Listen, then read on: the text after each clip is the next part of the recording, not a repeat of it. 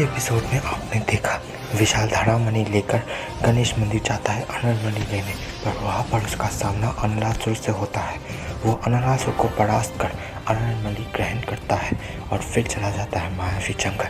वहाँ पर एक मायावी राक्षस से उसका सामना होता है और उस राक्षस को मारने के लिए उसने अपनी प्राणों की बलिदान दे दी और उसकी मृत्यु हो गई। अब आगे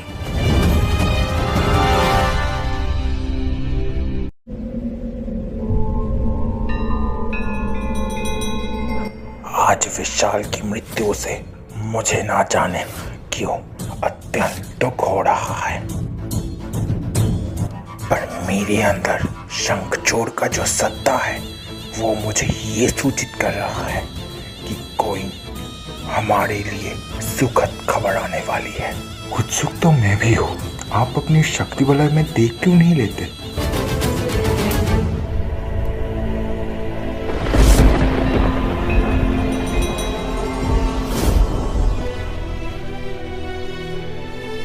हे भोलेनाथ, आज ये क्या हो गया? ये अंडा क्या कर दिया इसने?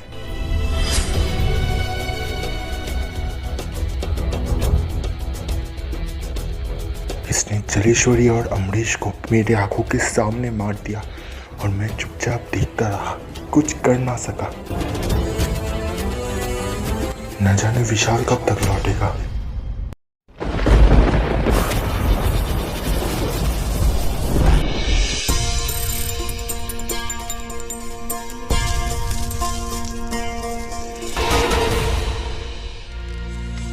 हंसी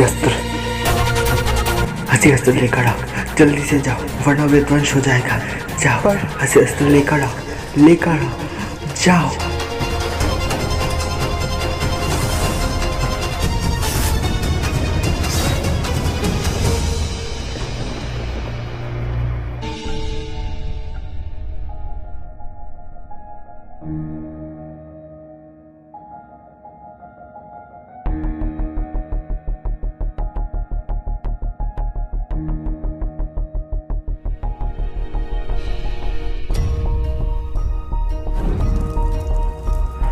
सहस्त्र नक्षत्र से भरा महाशून्य।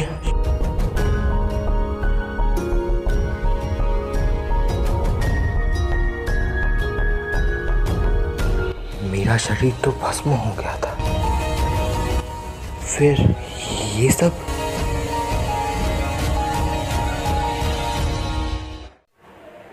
तो क्या यही परलोक है?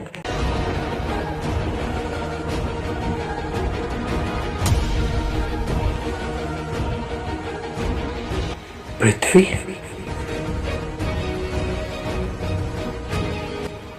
क्या मैं अंतरिक्ष में हूं?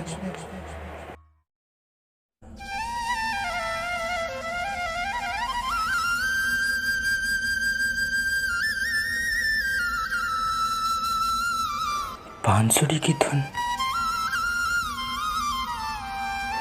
इस महाशून्य में बांसुरी की धुन कहाँ से आ रही है?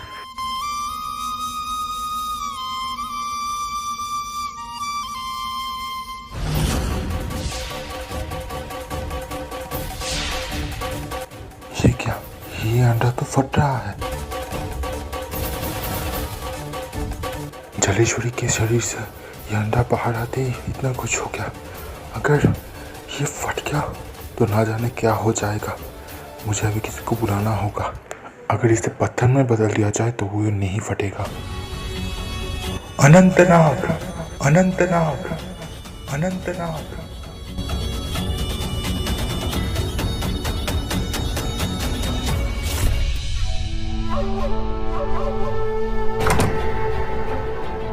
देखो अतलासुर, देखो, शंखचूड़ का अंश जलेश्वरी की कोख से एक अंडे के रूप में निकल चुका है।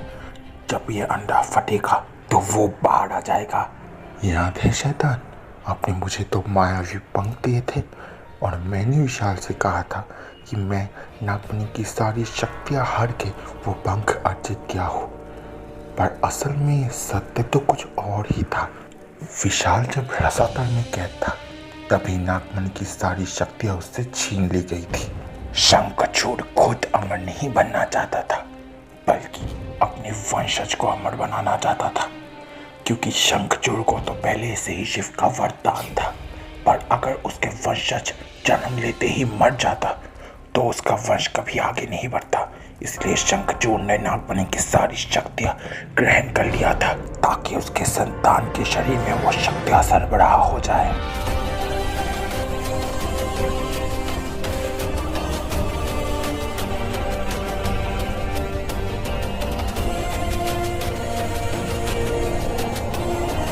उसके बाद शंखचूड़ ने अपनी काली शक्तियों के जरिए जलेश्वरी की कोख में अपना अंश भेज दिया, और देखो वो अंश अंडे के रूप में बाहर आ चुका है। कुछ प्रहरों में ही इस अंडे में दरार पड़ चुकी है, पर एक पहर बाद ही अंडा पूरी तरह से फट जाएगा। जाओ अतलासुर, असुर लोग जाकर उस सब की घोषणा कर दो। काल गद्दी की उत्तराधिकारी जो आने वाला है।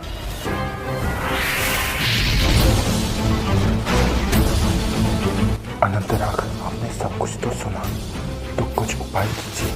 शायद मुझे अपनी शक्तियों से प्रयत्न करना होगा।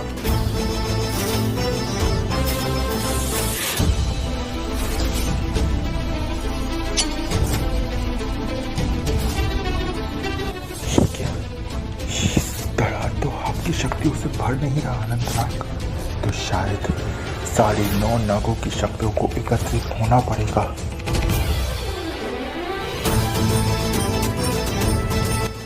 मेरे साथ साथ सारे अष्टनागों को एक साथ आना होगा, अपनी शक्तियों से चेष्टा करना होगा, ताकि ये सारी दरार भर जाए।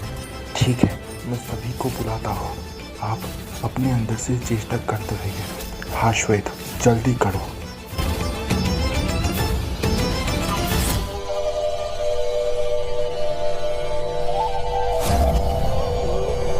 बताइए तक्षकनाग, क्या हुआ है? श्वेत, सारे नाग तो आ चुके हैं, पर शेषनाग अभी तक नहीं आए। शेषनाग कहाँ है? आप वो अपनी दिव्य शक्तियों से एक बार परख लीजिए, देख लीजिए कहाँ है।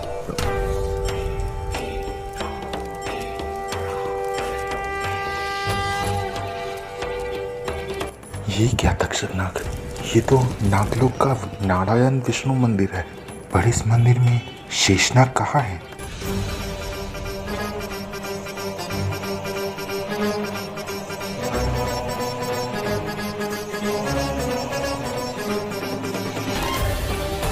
शेषनाग तो अनंत तपस्या में लीन है श्वेत। अब क्या करेंगे तक्षकनाग? अगर 9 नाग की शक्तियाँ एक ना हो तो हम 8 को ही एक साथ प्रयत्न करना होगा। जल्दी कीजिए।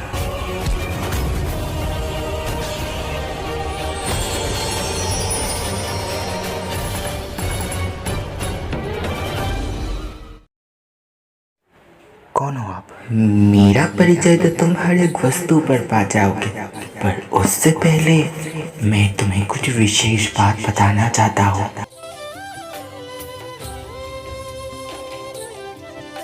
एक राजा, चाहे वो मनुष्य हो या फिर तुम्हारे जैसे नाग, उसके लिए उसका पुरुषार्थ ही उसका सौभाग्य का प्रतीक होता है। मान्यवर,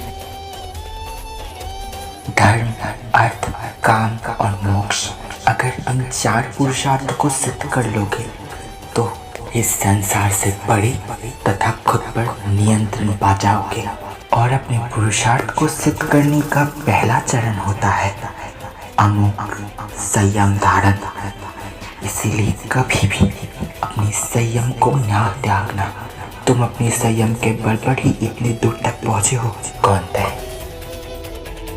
संयम की डोर को कभी ना छोड़ना। अगर छोड़ दिया तो अपनी जिंदगी से छूट जाओगे, साथ ही साथ तुम्हारा विवेक भी मर जाएगा। आपकी वाणी और आपकी उपस्थिति से ये प्रतीत होता है कि आप कोई दिव्य पुरुष हो, पर फिर भी आपसे पूछता हूँ, कौन हो आप? तुम्हारी इस उत्सुकता के लिए ही कह रहा हूँ, संयम को धारण करके रखो। नेत्र बंद करके मन का द्वार खोलो, स्वयं जान जाओगे।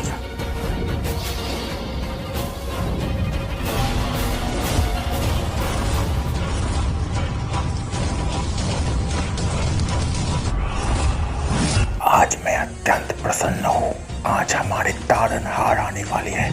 बस एक प्रहर की प्रतीक्षा कर लो और उस एक प्रहर तक जश्न मनाओ, महाजश्न मनाओ, ताकि धरा कांप जाए।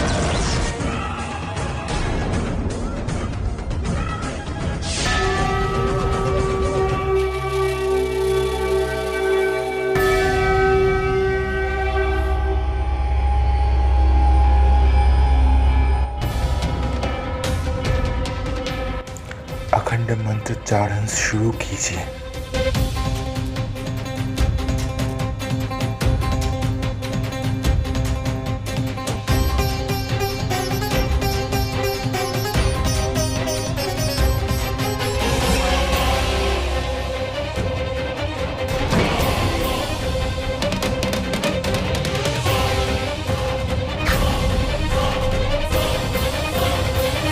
ये शेषनाग की कृपा है, इसलिए उनके बिना भी हम अष्टनाग सफल हुए हैं। नहीं, ये नहीं हो सकता। मैं अपने लक्ष्य के इतने करीब आकर भी पीछे नहीं जा सकता। शैतान, मुझे लगता है हमें भी काल गति का यज्ञ करना होगा, ताकि इससे वो पत्थर का परत हट जाए और वो अंडा फिर से टूट जाए। तो यहाँ खड़े खड़े मेरी मुख की निरीक्षण मत करो, मैं तुम्हें भस्म कर दूंगा। जावत न सुन, यज्ञ की आयोजन करो। यज्ञ में कोई त्रुटि नहीं रहनी चाहिए।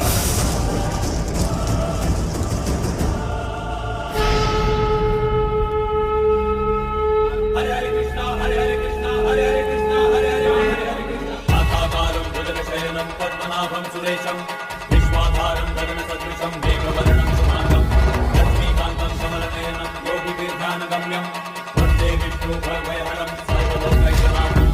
ॐ विश्वस्मै ॐ विष्णवे भूतकृते भूते भवाय भूतात्मने भूतभावनाय प्रजापति श्रीनिवासाय गोविन्दाय कुलानन्दाय मरीचये पद्मनाभाय हिरण्यनाभाय अमृतवे श्रीमते।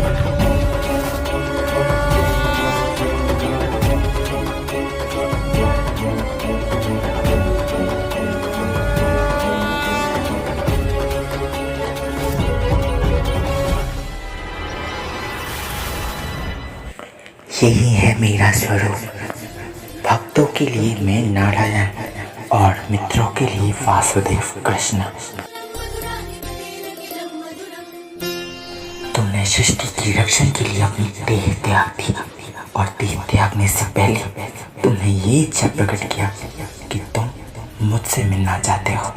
तो लो, मैं तुम्हें अपना दर्शन दे दिया, साथ ही साथ मैं तुम्हें फिर से अपने जीवन में लौटा रहा हूँ। मैंने तुम्हें भविष्य के कुछ दृश्य दिखाए हैं, इसलिए अमृत प्राप्त करो और नए युद्ध के लिए तैयार हो जाओ। तथास्तु।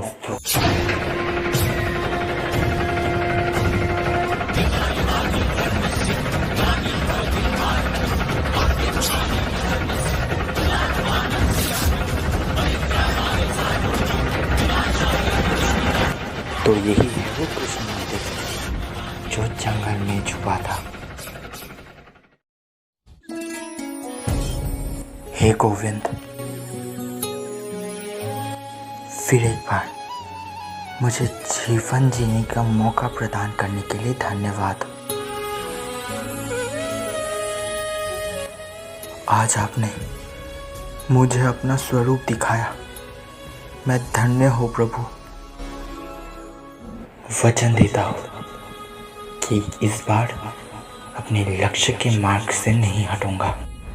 जीवन में कोई भी परिस्थिति क्यों ना आए, मैं अपने संयम की डोर को कभी नहीं छोड़ूंगा। हरे कृष्णा।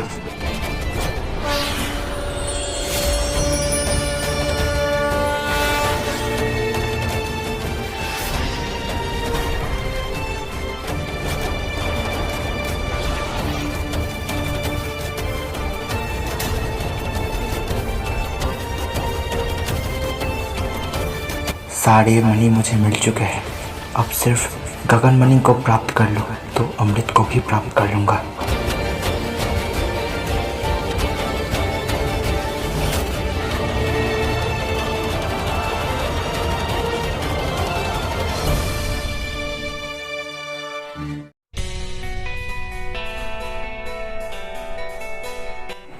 पर तो बर्फ ही बर्फ है।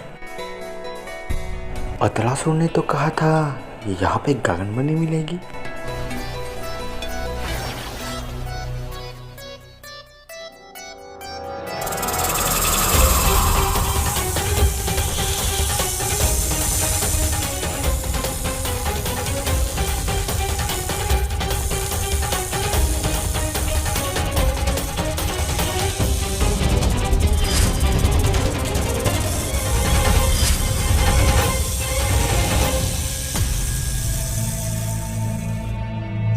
वासुकीनाग प्रणिपात। विशाल, मैं सब कुछ जानता हूँ, श्वेत ने बताया। तो मुझे ये भी बताइए कि गगनमणि यहाँ पर कहाँ से मिलेगी? तुम्हें गगनमणि उसी जगह पर मिलेगी विशाल। कहाँ? वहां पर विशाल, पर्वत के शिखर पर तो देखो।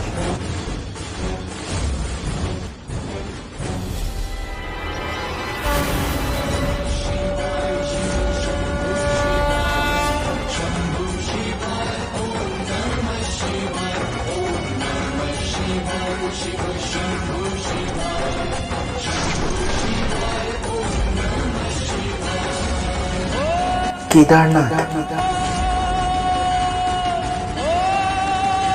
मैं भी यही चाहता था वासुकीनाग कि मेरी इस मायावी सफर का अंत शिव जी के दर्शन से हो। तो चलो मंदिर में प्रवेश करो।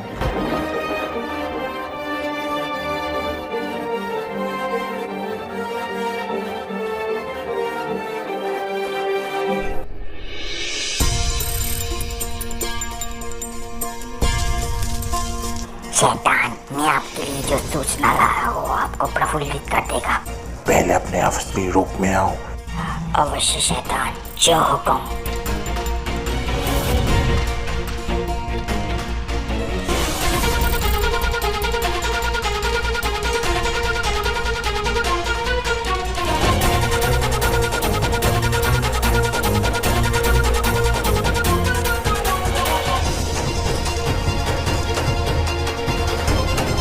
सतरंबा, अब बताओ ऐसी कौन सी सूचना लाया हो जो मुझे प्रफुल्लित कर देगा? आप जिस खबर से उदास होकर बैठे थे कि वो विशाल मर गया है ना, तो ये सुनिए कि वो विशाल जिंदा है और अभी आखिरी मणि गगनमणि प्राप्त करने गया है। क्या तुम मेरे साथ ठिठोली तो नहीं कर रहे हो ना? मैं आपके साथ ठिठोली करूंगा? इतना साहस मुझ में कहाँ है? मैं आपको जादुई बलय में दिखा सकता हूँ विशाल को। मैंने अभी उसे केदारनाथ में देखा।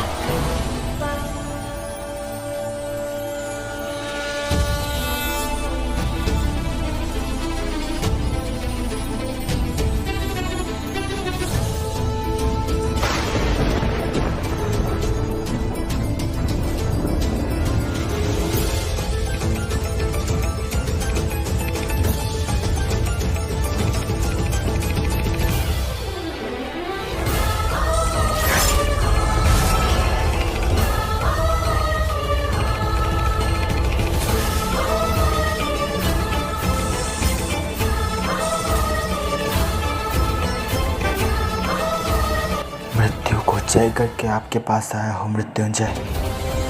मुझे लौटा मत देना। मुझे गगनमणि प्रदान कीजिए भोलेनाथ। कर्पूर गौरम करुणावतारम संसार सारम भुजगेन्द्रहारम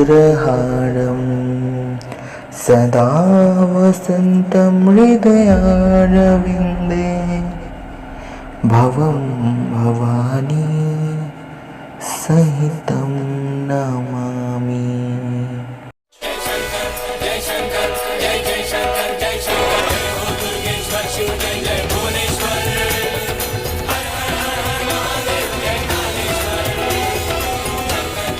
गगनमणि तो तुम्हें मिल गई है विशाल। अब तुम मेरे साथ एक जगह पर चलो। क्षमा चाहता हूँ वासुकीनाग, पर मुझे अभी नागलोक पर विष्णु मंदिर में जाना है।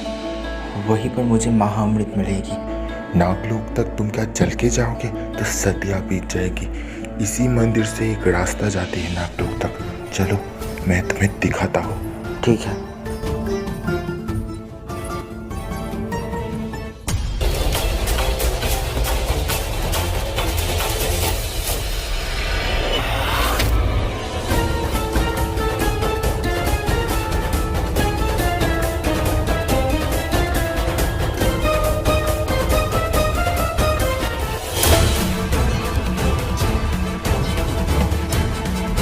समुद्र मंथन का चित्र।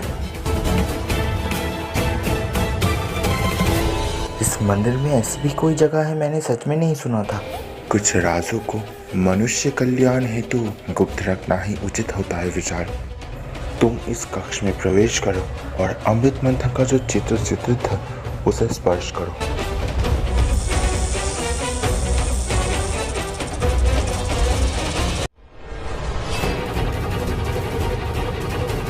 वक्त व्यर्थ मत करो विशाल, जाओ स्पर्श करो।